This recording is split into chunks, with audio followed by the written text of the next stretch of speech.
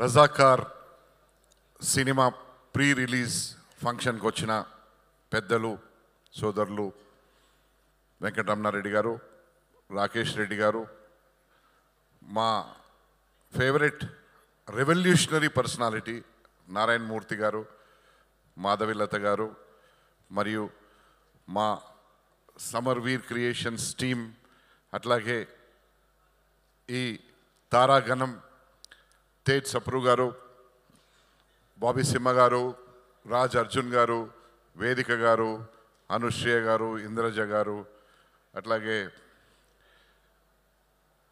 చాలామంది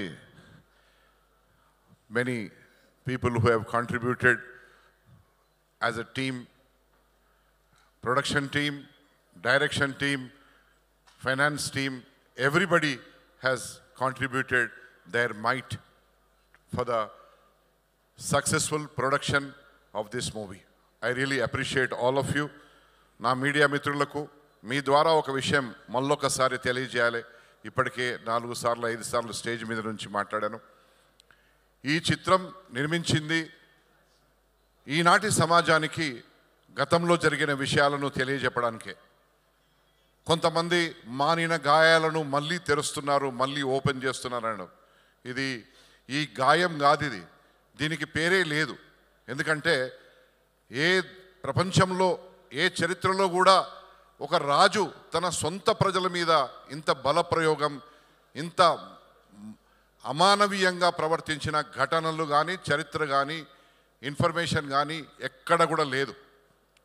దానికోసమే ఆనాడు ఆయన అనుంగు మిత్రుడు ఖాసిం రిజ్వీ, అట్లాగే రజాకార్లు చేసిన మారణ హోమాన్ని ఆనాటి ప్రిన్స్లీ హైదరాబాద్ స్టేట్లో సొంత ప్రజల మీద ఒక సొంత దేశం తుర్కిస్తాన్ అనేది ఏర్పాటు చేసుకోవడానికి వాళ్ళు చేసిన ప్రయత్నము అది మామూలుది కాదు. నా సోదరుడు రాకేష్ రెడ్డి గారు మాట్లాడినట్టు ఇది గత చరిత్ర కాదు, మళ్ళీ ఫ్యూచర్లో కూడా పునరావృతం కావచ్చు. If we don't unite, all the majority people have to unite. Why should you not unite? Why are you scared? Why did not anybody produce this movie called Razakar in these 75 years? Why did not anybody? Everybody thinks, why should we disturb somebody's mental peace? Why should we play with a delicate issue? What is delicate issue? Delicate issue? What is delicate issue? Your survival is a delicate issue. If somebody is attacking on you day in, day out, that is a delicate issue. You should enlighten the present day population of this country, who form part of almost 100 crores out of 142 crores. వాళ్ళకు వాళ్ళ పిల్లల భవిష్యత్తు కోసం, వాళ్ళ మనమన్లు మునిమన్మన్ల భవిష్యత్తు కోసం ఈ చిత్రాన్ని నేను ఒక మంచి మనసుతో నిర్మించాను, కానీ ఏ దురుద్దేశంతోని సినిమా నిర్మించలేదు. ఈ సినిమా నిర్మించడానికి రూపాయి అనుకుంటే 3 రూపాయలు అయింది, 16 కోట్లు అనుకుంటే ఈరోజు 51 కోట్ల రూపాయలు అయింది. నేను మంచి తారాగణాన్ని, పెద్ద పెద్ద హీరోలను పెట్టుకొని తీయొచ్చు, హీరోయిన్లను పెట్టుకొని తీయొచ్చు, కానీ ఇదంతా నా కుటుంబం. ప్రతి ఒక్క ముఖం ఇక్కడ ఉన్నది ఆ పాత్రలో జీవించిన ముఖాలే ఇక్కడ ఉన్నాయి. ప్రతి ఒక్కరూ న్యాయం చేశారు. ఇది గత చరిత్రను చిత్రంగా రూపొందించిన నా సోదరుడు యాటా సత్యనారాయణ చాలా కష్టపడ్డాడు. ఆయన టీం కూడా చాలా కష్టపడ్డది. మా డిఓపి, మా మ్యూజిక్ డైరెక్టర్ అయితే ఆయన ప్రతి రక్తపు బొట్టులో సరస్వతి జీవిస్తుంది. బీమ్స్ ఆయన జీవితంలో చాలా పెద్ద ఉన్నతమైన స్థితికి పోవాలి. మాకు తేజ్ సప్రు గారు ఆయనను చూడగానే పెద్ద మనిషి అనిపిస్తాడు, కానీ మేమంతా సమకాలీకులం. మా తమ్ముడు రాజ్ అర్జున్, వీళ్ళందరూ కూడా, బాబీ సింహ నా కొడుకు లాంటి వారు, బిడ్డలు లాంటి వారు, చాలామంది ఈ సినిమాలో ఎన్నో కార్యక్రమాల్లో పాల్పంచుకున్నారు. వేదిక గారు, అట్లాగే అనుశ్రేయ గారు, ఇంద్రజ గారు, ప్రేమ గారు, తులసి గారు, వాళ్ళు రాలేకపోయారు. ఈ సినిమాని ప్రతి ఒక్కరూ చూసి వేరే ఆలోచన లేకుండా రేపటి సమాజానికి మనం సిద్ధం కావాలి. మనం ఎవరితోని భయపడవలసిన అవసరం లేదు. మనది గంగా జమున తైజీబ్ అన్నప్పుడు ఎదుటి వాళ్ళు ఏదైనా వేరే విధంగా మాట్లాడితే మనం ఏనుగు పోతున్నట్టు కుక్కలు మురిగినట్టుగా పోవాలి. కానీ ఎవడితో నువ్వు కత్తి తీస్తే నేను కత్తి తీస్తా అనే పరిస్థితి ఏ హిందువుది కాదు, ఏ భరతమాత బిడ్డది కాదు, ఏ భగత్ సింగ్ తమ్మునిది కాదు. ఎవరైనా కానీ సహనంతో ముందుకు పోవాలి. ఈ చిత్రాన్ని చరిత్రగా చూడాలి.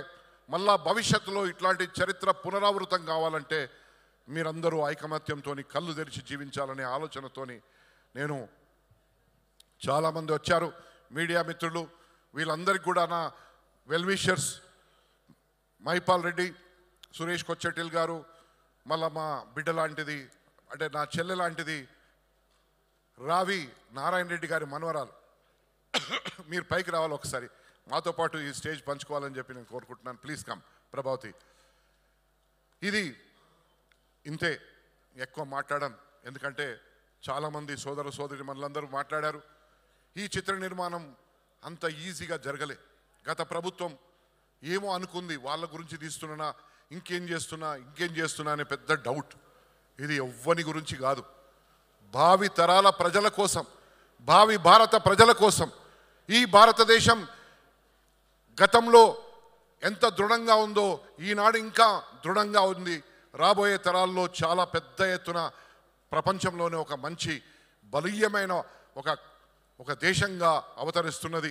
దానికోసం ప్రతి ఒక్కరూ ఈరోజు మనం youngest country in the world అంటారు మన భారతదేశాన్ని.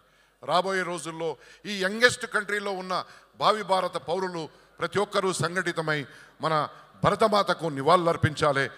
అట్లాగే 17 సెప్టెంబర్ నాడు హైదరాబాద్ విమోచన దినంగా ప్రకటించాలని చెప్పి చాలామంది సూడో సెక్యులరిస్టులు చాలామంది మాట్లాడారు. కానీ పదవుల్లోకి రాగానే 17 సెప్టెంబర్ మర్చిపోతారు. We are very happy. ఈరోజు కేంద్ర ప్రభుత్వము నరేంద్ర మోడీ గారి నాయకత్వంలో, అమిత్ షా గారి నాయకత్వంలో ఈ అఫీషియల్ గెజెట్ ప్రచురించి ప్రతి 17 సెప్టెంబర్ నాడు హైదరాబాద్ విమోచన దినం కేంద్ర ప్రభుత్వం నిర్వహిస్తుందని చెప్పి ఏదైతే నిర్ణయం తీసుకున్నారో నిజంగా వాళ్లకు సల్యూట్.